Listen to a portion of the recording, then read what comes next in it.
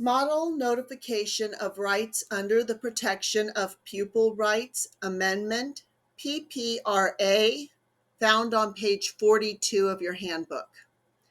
PPRA affords parents certain rights regarding our conduct of surveys, collection, and use of information for marketing purposes, and certain physical exams. So, if they are giving you any of these surveys, or they're conducting certain physical exams, they have to get the parents' consent first. So these include the right for parents of a minor to: Part A, consent before students are required to submit a survey that concerns one or more of the following protected areas, and they call it a protected information survey. So, if it is a protected area in it, one of these 8, it's going to be a protected information survey. You'll see that written throughout instead of anything else.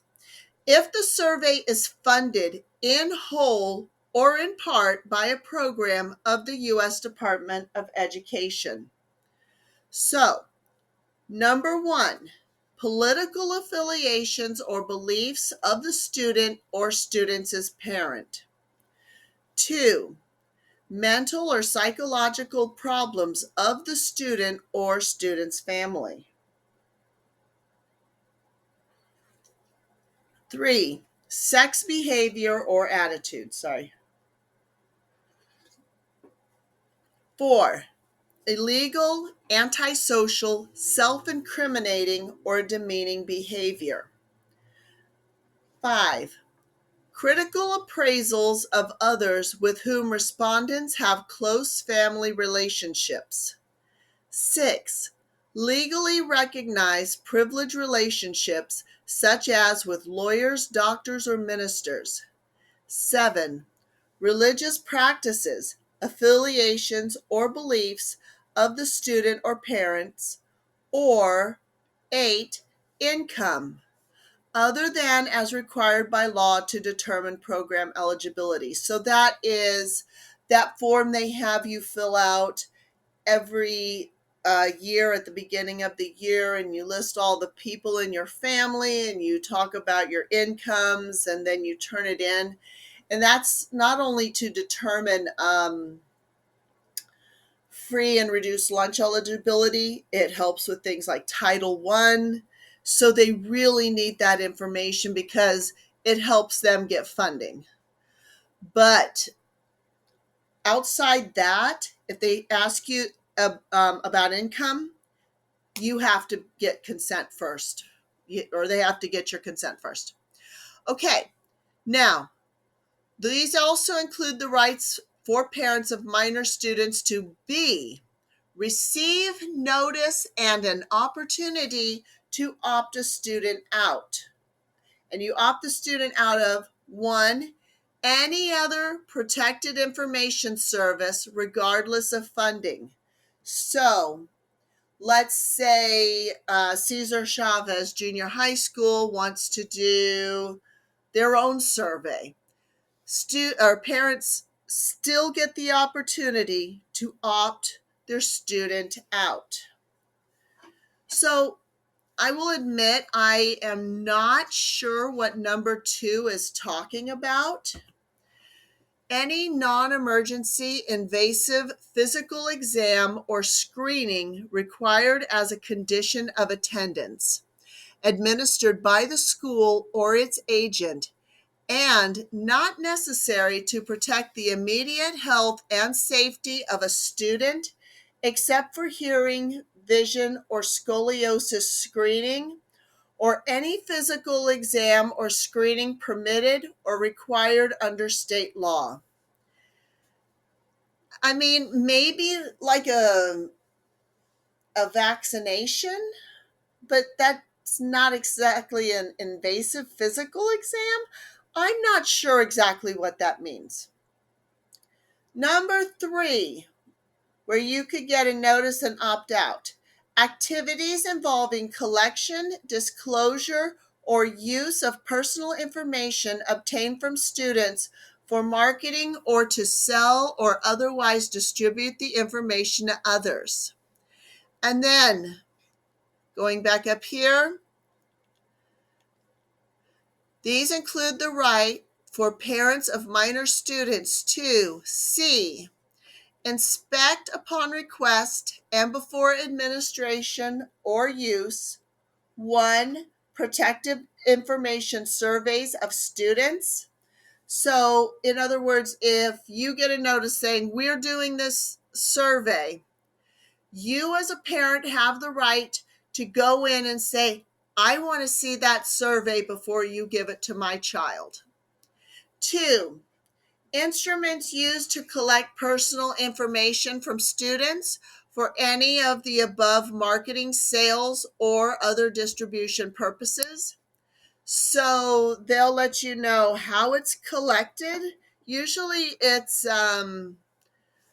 what I've seen is they'll give like a link for the students to go to a website, and they do it on their school issued computers, is what I'm going to assume it's going to be the instrument used. And then 3, and this seems a little off to me on this one because it doesn't talk about a survey, but you do have the right as a parent and a taxpayer to inspect instructional material used as part of the education curriculum. So you have the right to go in and look at the science book. You have a right to go in and peruse the math stuff. You have a right to look at the education curriculum presented to your students and what your tax dollars paid for. Okay, now we are on page 43. These rights transfer from the parent to the student who is 18 years old or an emancipated minor under state law. So basically, when the student becomes an adult or is emancipated, the rights go from the parent to the student.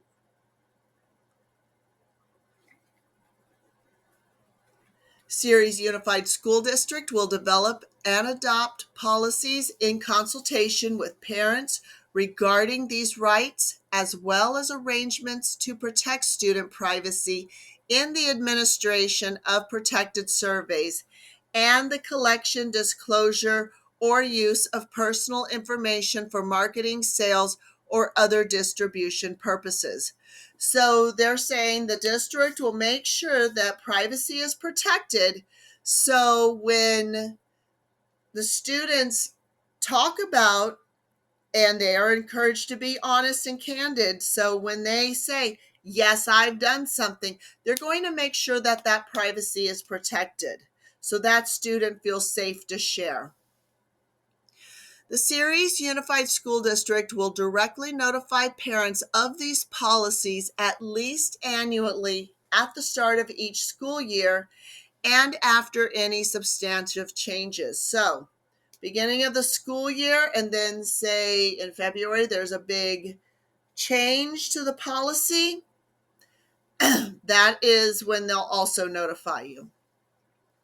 Ceres Unified School District will also directly notify, such as through U.S. mail or email, parents of students who are scheduled to participate in the specific activities or surveys noted below, and will provide an opportunity for the parent to opt their child out of participation of the specific activity or survey. Also, you're going to want to look at your parent square on that. So they have to notify you, and if you want to opt your child out, that is your right. Ceres Unified School District will make this notification to parents at the beginning of the school year if the district has identified the specific or approximate dates of the activities or surveys at that time.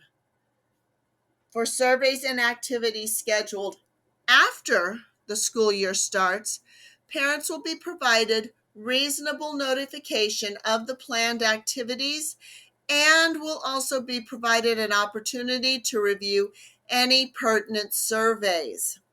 And so I believe that is a 30-day notification. So they have to notify you at least 30 days before the survey or the activity. The following is a list of the specific activities and surveys covered under this requirement.